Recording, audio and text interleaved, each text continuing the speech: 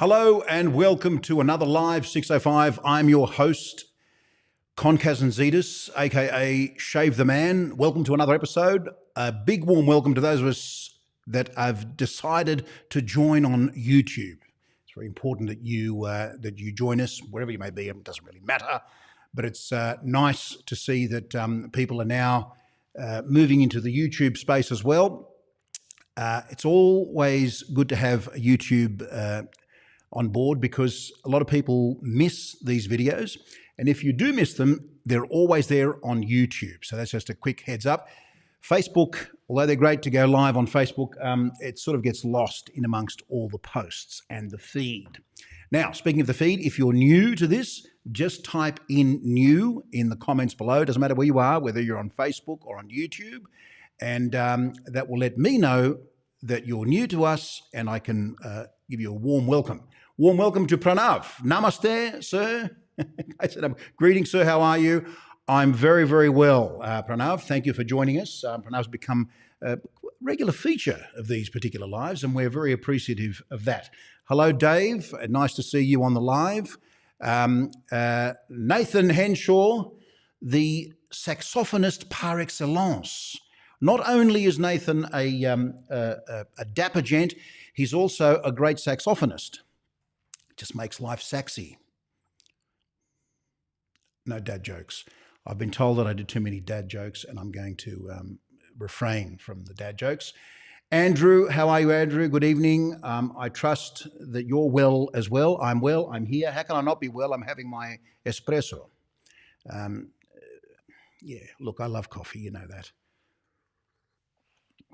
Nathan, it might be kind, but it's also true, my friend. Yes.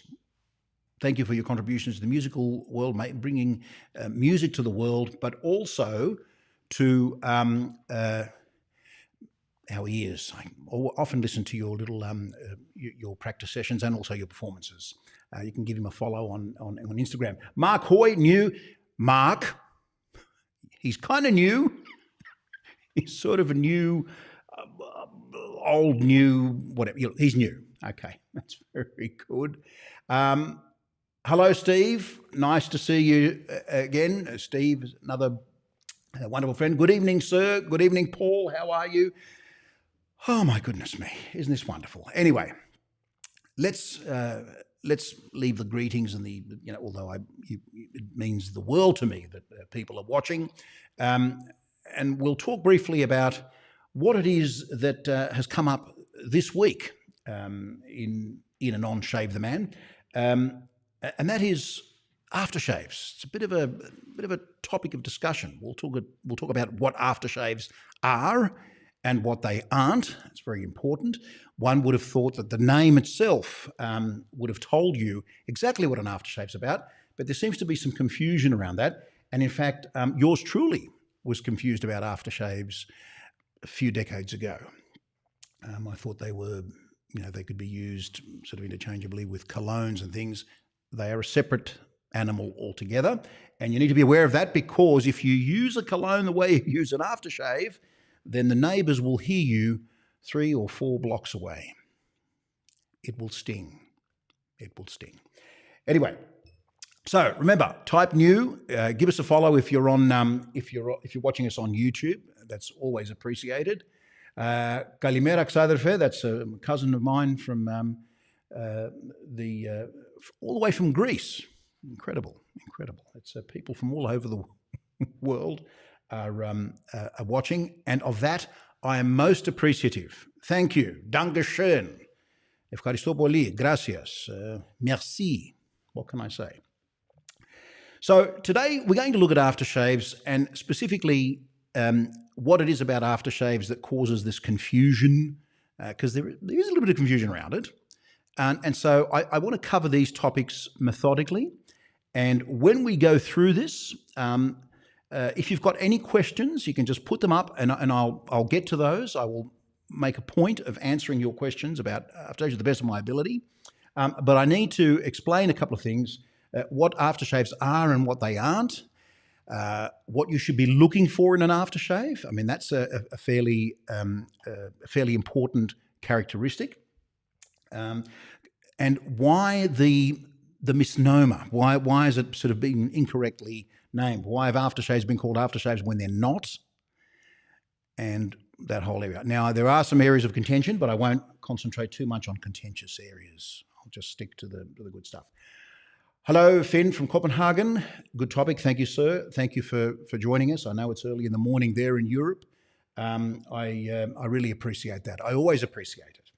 Anyway, so what we'll do, we'll cover these methodically so we know exactly, so I cover off on all the areas. And then if you have any questions, I'd be only too happy to discuss those. Now, firstly, first and foremost, what you need to know about aftershave is that when we speak of an aftershave, we're not just talking about something that men just use. I know that aftershaves have been made popular by men, and we quite often think that, aftershave is something that a man will splash on their face as they leave the bathroom smelling like a dapper gent and all the rest of it. But we also have to be mindful that ladies are also shaving these days, and they also need a good aftershave. So these are the things we need to cover one by one. All right, so what is it? Firstly, an aftershave is not just a splash. It can be a liquid or a fluid, a balm, a gel, and generally speaking, the liquid type aftershave, something like this, right, is generally a bracing type of aftershave. So aftershaves can have that bracing feeling, that cool Home Alone type feeling. Am I showing my age? That scene, that famous scene. So when you put it on, oh my goodness, it's so fresh and there's a bit of a sting. That's a bracing type of aftershave, which of course can be attributed primarily to the alcohol in the preparation. And of course, menthol. Menthol is also another very important constituent of that. So that's the bracing kind. Then there is the cooling kind, cooling and soothing kind, and that could be things like shameless plug, the after balm, which we love. That's kind of it goes on nicely and is absorbed fairly quickly. And also you can get gels as well. So splashes are one thing, the soothing balms are another. Both have their advantages and they have their disadvantages, and we'll look at those very quickly. Speaking of quickly, this is what happens with aftershaves. You put them on and within a matter of minutes, they dissipate and they're gone.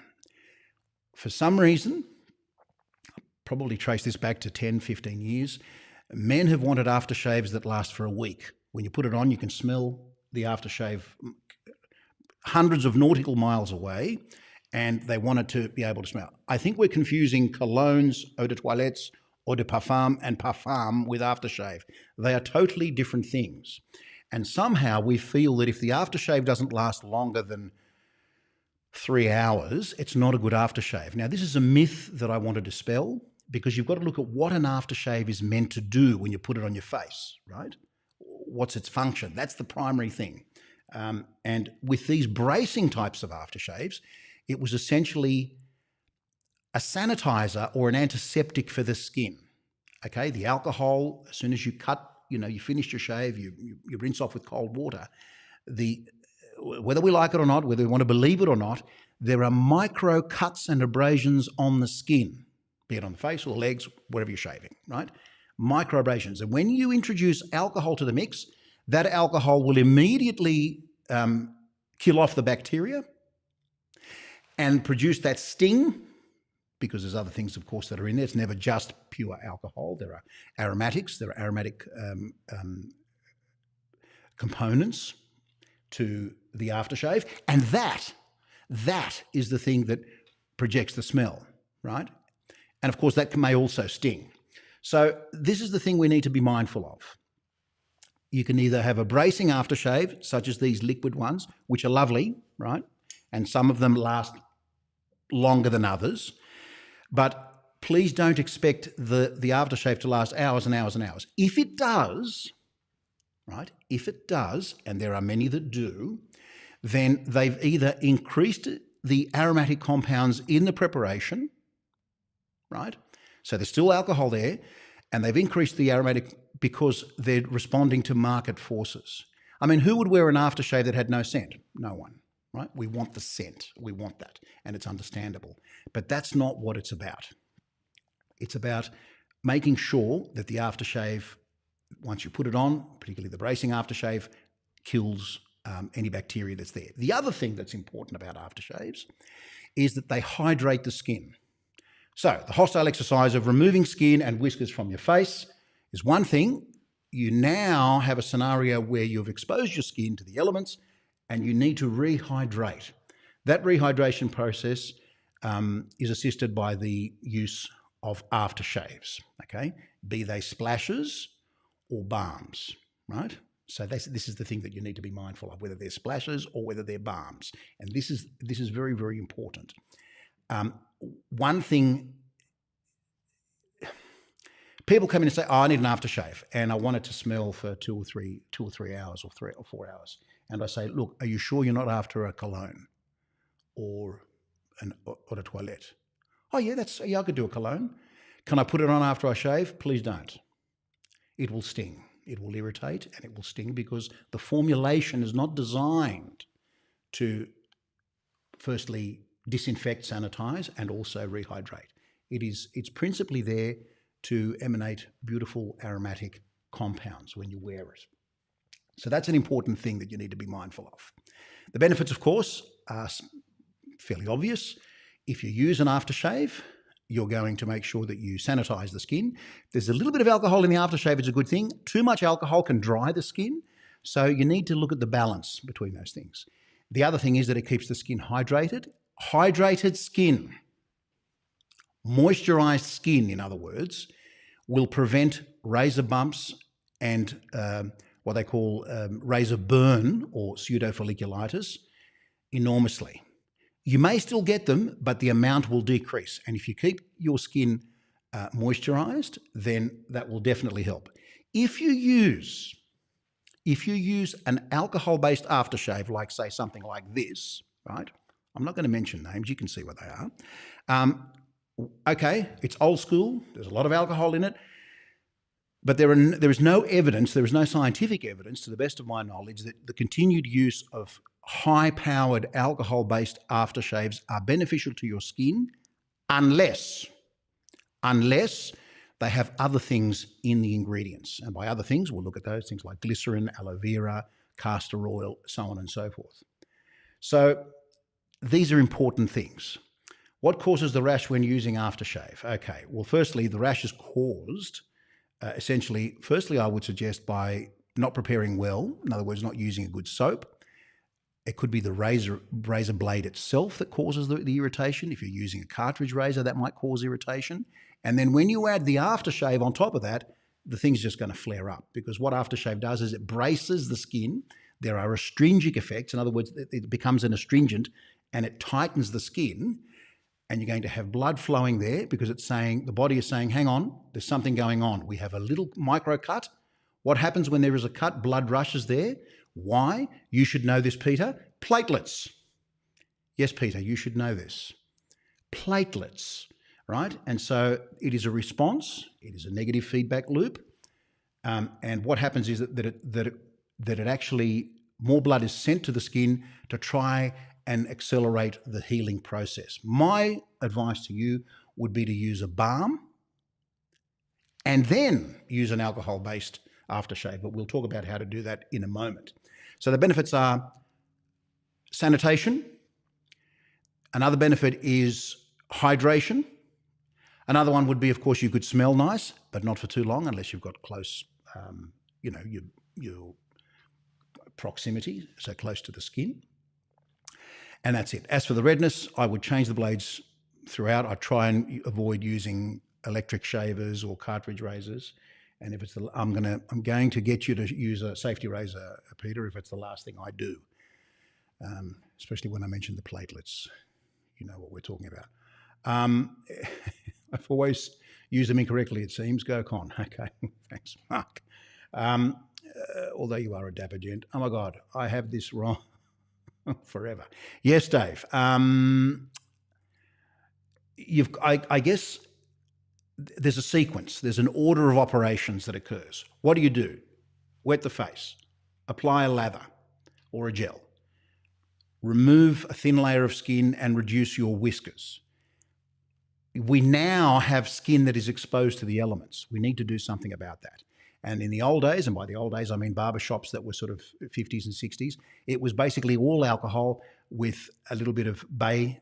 It was bay rum was very, very important, and also sometimes they used a little bit of lavender, and these were things which would help to soothe the skin. Sandalwood also helps to soothe the skin. So we need to think carefully about what's happening when we shave, whether you're shaving your head or your face or whatever the case may be. Now, what are the ingredients that you should be looking for in an aftershave? Now, of course, with all these types of aftershaves, one of the first ingredients is going to be alcohol, okay? And it's generally fairly high up in the list. Some products, the alcohol is not as high. This one, for example, from A&E, not as high. A&E concentrates heavily on scent, but also on skin food, on the restorative properties of the ingredients that are in there. So it's not just alcohol. So alcohol is one of the things. Okay, we know that. Alcohol has a number of functions. Firstly, it gives you the bracing effect when you put it on. Oh, I love this. See, we have found that aftershaves sell more when alcohol is high up in the ingredients list, because people want that bracing effect. They want that cooling effect. They want to feel like they're getting an aftershave that's making them, makes them feel alive. That's understandable.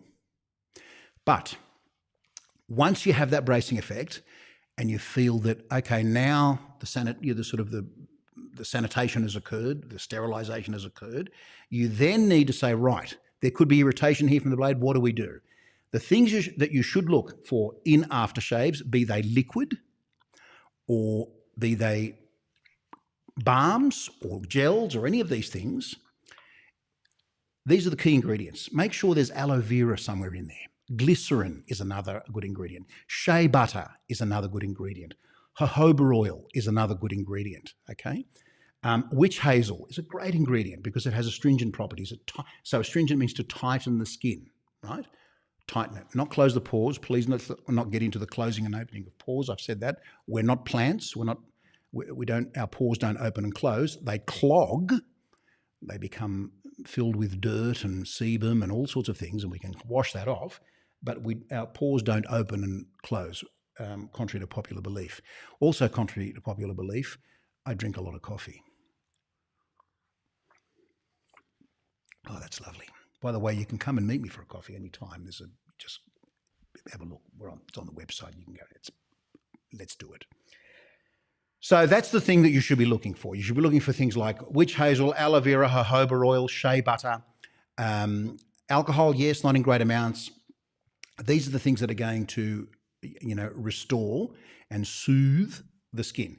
Sometimes essential oils, tea tree oil in there helps. That has more of an antiseptic effect.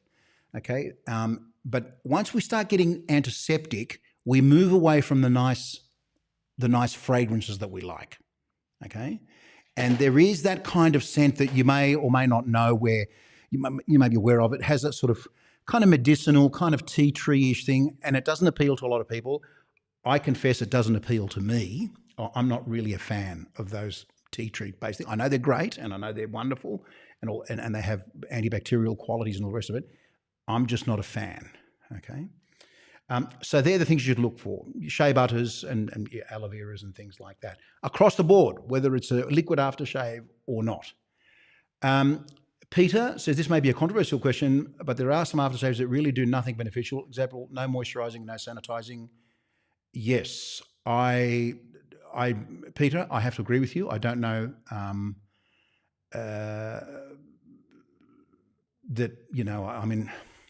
there are many that don't do anything other than just give you that bracing feeling. They might kill some bacteria. That's the other thing.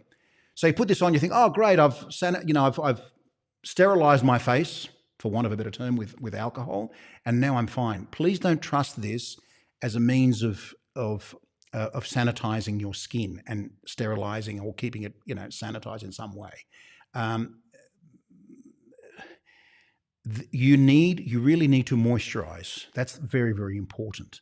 I certainly agree with you. And some of these, and particularly if you look at the list of ingredients of some products, there may only be 3 or 4 ingredients. And although we've come to believe that when an ingredients list is too long, there's nasty things in it. And when it's a short ingredients list, it's good for you. I think when it relates to aftershave, I think almost the opposite is true. There, I said it. Okay, you want good things in there. You want your castor oils, you want your jojoba oils, you want your aloe veras, you want your glycerin. You want something that's going to help rehydrate your skin. Alcohol, water, and fragrance may cause, I don't know. I do know. It's something that, I would investigate further. And your use case may vary wildly from other people. That's fine. But generally speaking, if I am to wear an aftershave that only has 3 or 4 ingredients, I mean, this is what I do anyway. I would, I'm not going to tell you. You have to wait till the end of the video. You have to wait till the next bit of advice that I'm going to offer you. Hi, Lenny. Lovely to see you. Hi, Matt. No, thanks for joining us on the live. Okay, so here's the question. Is aftershave necessary? Absolutely not. It's not necessary. You can shave your face, your legs, your armpits, or whatever. And if the product that you have shaved them with contains enough of the good stuff in it, your shea butters and your oils, things like jojoba oil, sometimes coconut oil, all these things, then you don't need to do just some cold water, rinse, and you're out the door. Is your skin going to feel as good as it feels if you put some product on? Perhaps not. But aftershave is not necessary. We've made it a necessary part of our routine. We have. So it's not necessary, okay? And some people are sort of not anti-aftershave, but they think, okay, all right, it's great. I smell great. But I'd rather spend the money on the colognes or the EDTs and just finish off my shave fairly basic, rinse off with cold water, either use an alum or not, or just use a balm that has no scent. And then when I'm out the door, I'll spray a cologne, right? And that's it for me. I don't need the aftershave. But it's become one of these things. It's become part of the ritual, and there's nothing wrong with that, of course. But as I've said, it is not a necessary part of shaving. You do not need aftershave, okay? You will live if you don't use aftershave. It's just one of those things. And in fact, a lot of yes, I use witch hazel, and then I sort of, great stuff. I mean, that will do it. That will do it. I mean, you don't really need all these things. And that bears out in the figures as well.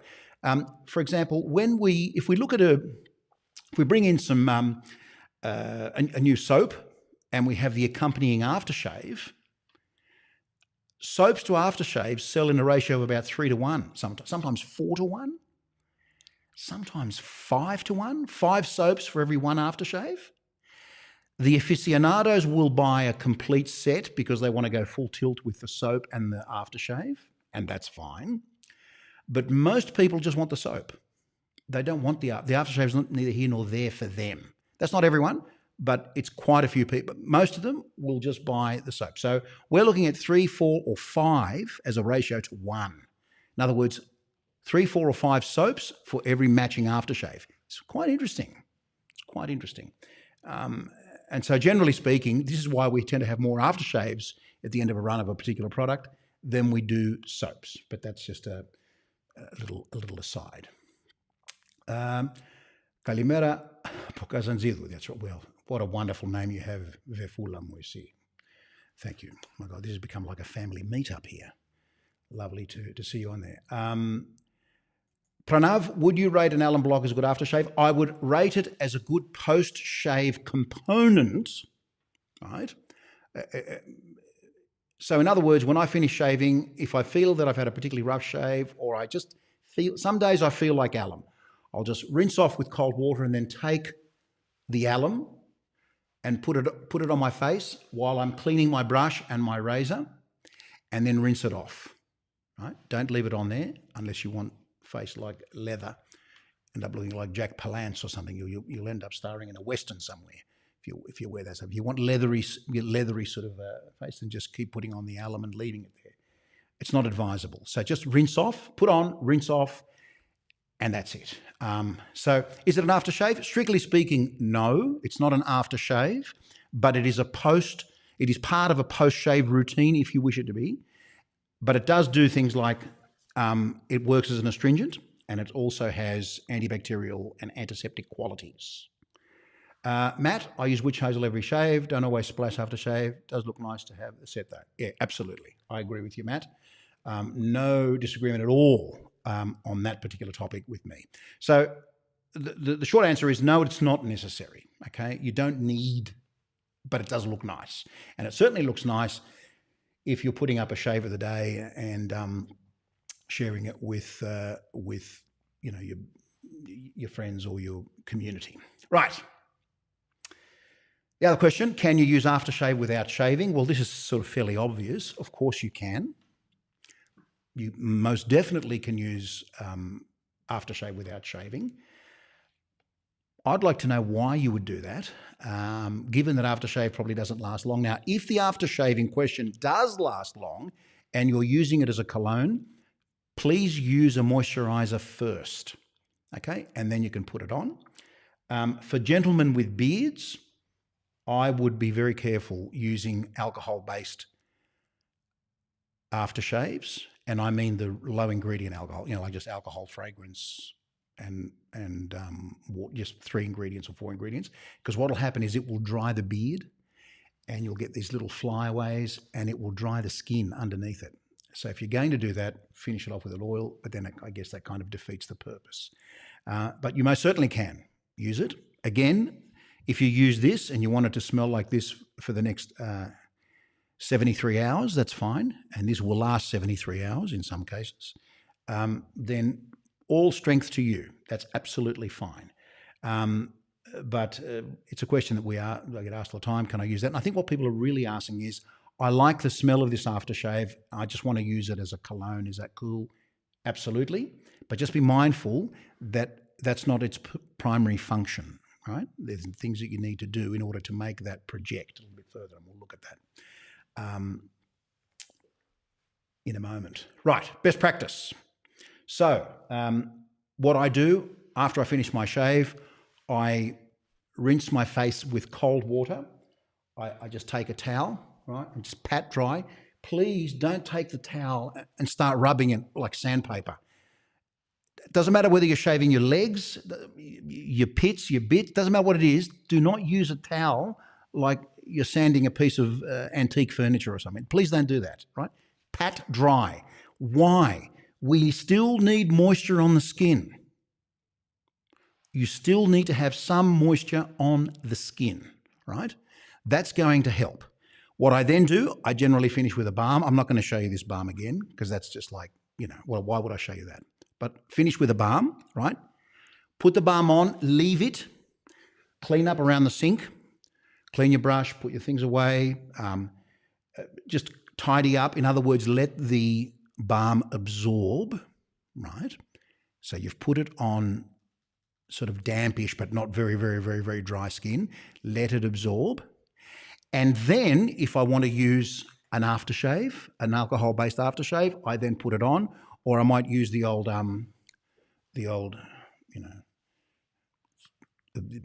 atomizer, the Pepe Le Pew. I can't use Pepe Le Pew. We can't use Pepe Le Pew anymore. Sorry, Pepe Le Pew has been cancelled. We can't use Pepe Le Pew. But I'll just do use an atomizer in this case. Get as far away as you can from the skin and just try and evenly distribute with an atomizer, and you will smell great, provided it's put on moisturized skin. Do not put any aromatic compound on your skin when it is dry. Firstly, you're wasting your money, you're wasting your time, and that's not its intent. It needs to be spread evenly, and it will project further and longer if your skin is moisturized. It just is what it is. You need to moisturize your skin before you put any of these products on, any of these aftershaves, whether it's Penord or any of that sort of stuff. Moisturize first. And people think, oh, what should I put on first? Should I put on the balm, then the aftershave, or should I put the aftershave on first because I want the stingy thing? And then do I put on the balm? No, balm first, then I would finish with, yes, Matt, that's exactly, well, there it is. Matt came in, tough question, splash, then balm, or balm, then splash. Look, if you're using a balm that has a scent of its own, okay, And I tend to avoid, we sell them, but I tend to avoid balms that have their own scent. Why? The scent changes over time. The scent's never quite the same when it's incorporated in a balm.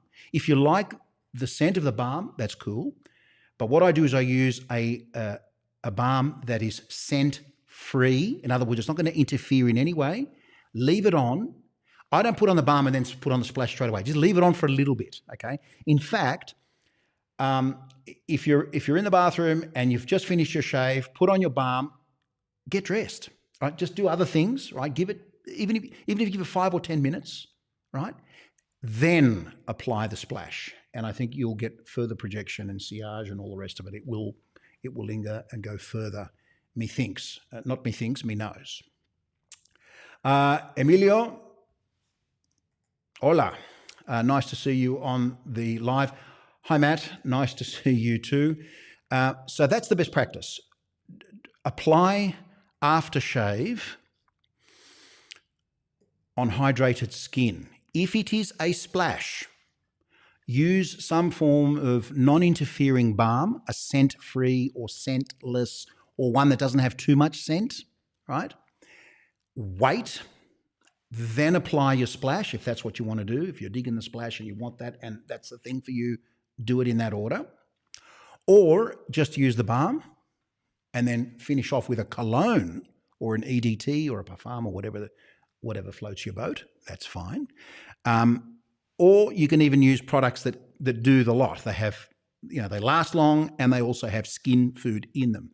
Moral of the story, best practice is to use these products on hydrated skin. And please, so what I then do, okay, balm, splash, and then what I do with a towel, just a bit of this, to cool things off, and I'm out the door. That's it. Finito la musica. You don't need to do anything else other than have a sip of an espresso. That's all. All of this, of course, can be applied to men and women. If you're shaving in certain areas which might be a bit sensitive, I'd be careful with the alcohol. Again, the neighbours may hear things because you will most definitely scream. I know that for a fact. If you can administer your aftershave splash in an atomized form, that is ideal, i.e. something like this from a distance, right? So you can see that, right? Something like this from a distance, right? Get as far away as you can, close your eyes and just whistle Dixie. Beautiful, beautiful. You'll smell that, because what happens is this stuff lands on your shoulders, it lands everywhere, right? This is why when you go to a barber shop and you leave a barber shop, you think, oh my God, I can smell this all day. It has to do with dispersion and even distribution. Do not, if you can, so what we tend to do, we take the aftershave and we just splash it on our hands, right? So it's highly concentrated on your hands. Do this and then rub it on your face and you're out the door. Your hands will smell better than your face. Try it. Your hands smell better than your face. If you do it to your moisturized skin and you pat lightly, this is where the patting thing comes. Yes, okay, it creates a sense of cooling and bracing, but it's about distribution. I also, on your arms, like with residual on the arms everywhere, and you're out the door. And I think you will definitely smell fabulous throughout the day. And that's it for best practice. That's really all I have to say about all of that. If you've got any questions, yes, beauty of scent. How about first alum block, then balm, then witch hazel, then splash? Now you're talking my language. Yes, yes. If I'm going to use alum block, obviously that comes first. That's the order of operations. Then use a balm, then wait. Okay, I can't stress this enough. Pat the skin dry. So in other words, it's not completely dry. Then apply a balm, right? In fact, I'll tell you what I've done. Sometimes I feel that my skin is too dry after I've towel dried it, and I'll get a bit of water and just splash it on. Take the balm, spread it, right? Leave it. Clean your razor, clean your brush, set it up, faff around for a little bit. In other words, allow this to be absorbed into the skin, and you can tell when you look at it. If you can see the balm, if you put too much on, right? If you can see it, if you look like Rudy Giuliani with this stuff, sliding down the side of your face, then it's too much product. Just go easy on it. Wait a bit, then apply the splash or definitely the witch hazel, and then your splash. That's definitely an order of operations that I would definitely endorse. I mean, I think that would definitely work. It has worked for me, and I've looked at this time and time again. I mean, this is an important thing for me. I know, get a life, Con. What are you doing? But it's quite important. Peter, this is great. I've been doing it wrong all years. Look, I'm reluctant to say there's a right or a wrong, but there's a more effective and efficacious way of doing things, and there's a less efficacious way of doing things. And I've tried the lot. I've burnt my face. I've used rubbish on my face. I've thrown things across the room and said, I'll never use this again. And I've done a lot of research. I've spoken to a lot of dermatologists about this sort of stuff because I need to be able to have an informed opinion about this, not just talking through my hat. It's not people can detect. If I'm just here flogging and saying, oh, yeah, this is the best way. No. Do what's right for people, and they will thank you for it, and your skin will thank you for it as well. So just go very, very light on the aromatic stuff. Use it around here. And another one that thinks that it looks like your post-shave is all wrong, looks like I need to buy myself a balm or 3. Yes, Andrew, you do. And I know where you can buy a balm or 7. Did you say 7 or 3? Okay, distance from the skin. This is a good one. You've heard this thing where they say spray and walk through it. This whole thing of if you've got some cologne, spray and walk through it. That's to try and get that distribution. Look, as long as your arms can reach, if you have, again, not all aftershaves have this dispensing bottle, right?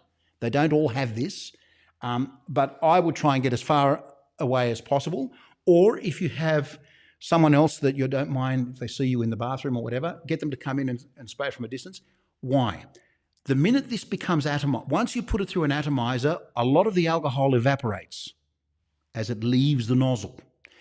As it evaporates, you've got mainly aromatic particles spreading and spreading and spreading further, and then they land on you in an even... Okay, take a spray gun. If you sat in an area with a spray gun and squirted it, what would happen? You'd get a concentration of paint in one area, and it would just look like a concentration of paint. Move further away, increase your angle of distribution, and it becomes a work of art. Leonardo da Vinci. So I would say as far as possible, 30 centimetres, if not further. In this case, I wish I was an orangutan. I'd be able to get it as far as possible as I could. Do we have any other questions? Yes, let's see that one. What's that? Peter Skirlis again. Mr. Platelets, how do you prevent ingrown hair? Moisturise is one thing. Shave using a safety razor. Try and avoid cartridge razors or electric razors because they make a mess of your face. And we spoke about this process of hysteresis where you're cutting the hair beneath the skin and then it pushes to try and get through and it curls in on itself and you get razor bumps and all sorts of problems. Is there a particular product? The product that's readily available to you now is just go into a supermarket somewhere and buy some Nivea balm and just use it. Use something that will keep your skin moisturized. Dry skin is the enemy here. And of course, then your technique and, using a proper razor. That's what I would suggest. Other than that, it's time to hydrate. If there are no more questions, I'm dribbling all over the place. This is how excited I get about this sort of stuff. It really excites me. Must have been all that talk of platelets, Peter. If there aren't any other questions, I shall leave you and bid you adieu. May you have a wonderful day. Thank you to all our friends that tuned in from the United States and from Europe and from India. It's always lovely to see people from all over the world. It's actually quite it's really, I'm not going to say it's a humbling experience because you're not just, it's something to do, Yeah. A humbling experience. I'd like to thank, my producers. Come on, let's be serious. We're just having fun here. If you've got any questions, if you've got anything you'd like me to discuss in future lives, only too happy to do that. Until such time, I shall see you in the next live. Thanks for watching.